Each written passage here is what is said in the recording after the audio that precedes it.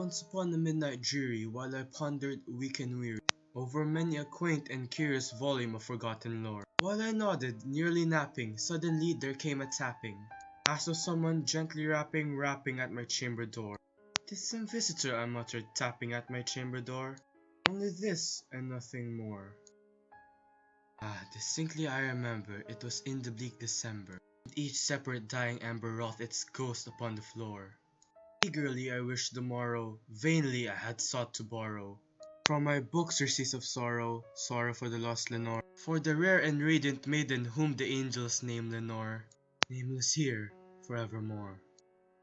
And the silken sad uncertain rustling of each purple curtain thrilled me, filled me with fantastic terrors never felt before, so that now to still the beating of my heart I stood repeating, "'Tis some visitor entreating entrance at my chamber door, some late visitor entreating entrance at my chamber door. This it is, and nothing more." Presently my soul grew stronger, hesitating then no longer. "Sir," said I, "or madam, truly your forgiveness I implore. But the fact is I was napping, and so gently you came rapping, and so faintly you came tapping at my chamber door, that I scarce was sure I heard you. Here I opened wide the door. Darkness there, and nothing more."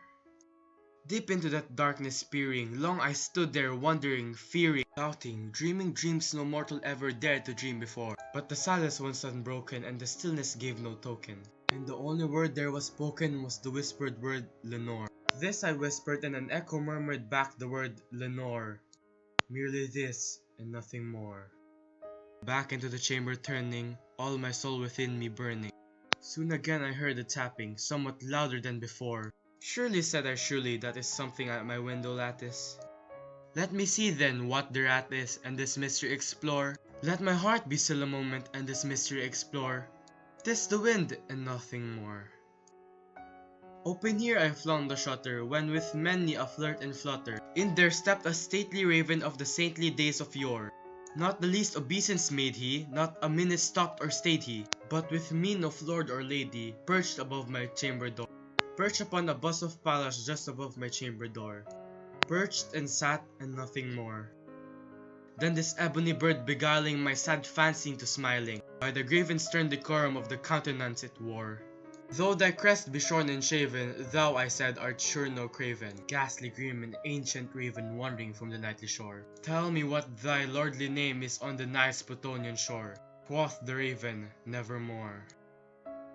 Much I marveled this ungainly fowl to hear discourse so plainly, though its answer little meaning, little relevancy bore, for we cannot help agreeing that no living human being ever yet was blessed with seeing bird above his chamber door, bird or beast upon the sculpture bust above his chamber door, with such name as Nevermore.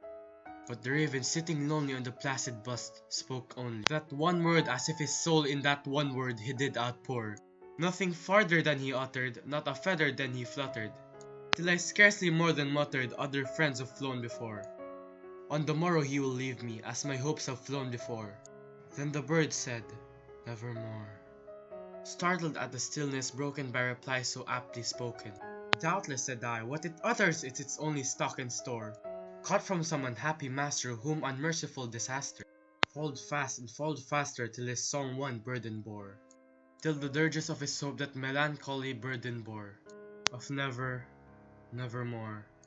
But the raven still beguiling all my fancy into smiling, straight I wheeled a cushioned seat in front of bird and bust and door. Then upon the velvet sinking, I betook myself to linking fancy unto fancy, thinking what this ominous bird of yore, what this grim, ungainly, ghastly, gaunt, and ominous bird of yore meant in croaking "Nevermore."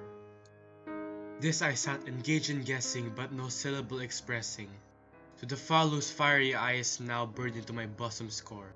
This and more I sat divining, with my head at ease reclining on the cushion's velvet lining that the lamplight gloated o'er, but whose velvet violet lining with the lamplight gloating o'er she shall press, nevermore.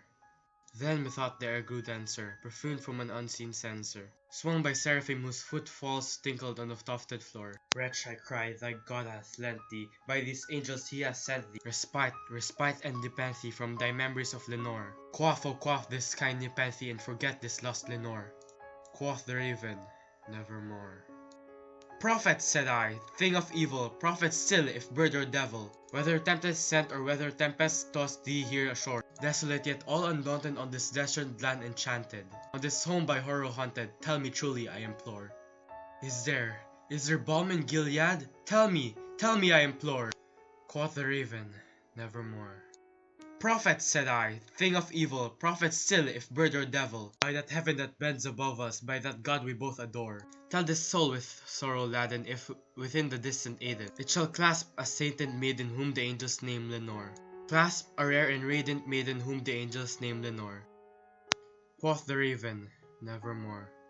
Be that word our sign of parting, bird or fiend, I shrieked upstarting. Get thee back into the tempest and the night's Plutonian shore. Leave no black plume as a token of that lie thy soul has spoken. Leave my loneliness unbroken, quit the bust above my door. Take thy beat from out my heart, and take thy form from out my door. Quoth the raven, nevermore.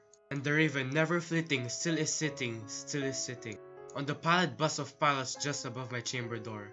And his eyes have all the seeming of a demon's that is dreaming. The lamplight streaming o'er him, streaming throws his shadow on the floor. And my soul from out that shadow lies floating on the floor. Shall be lifted, nevermore.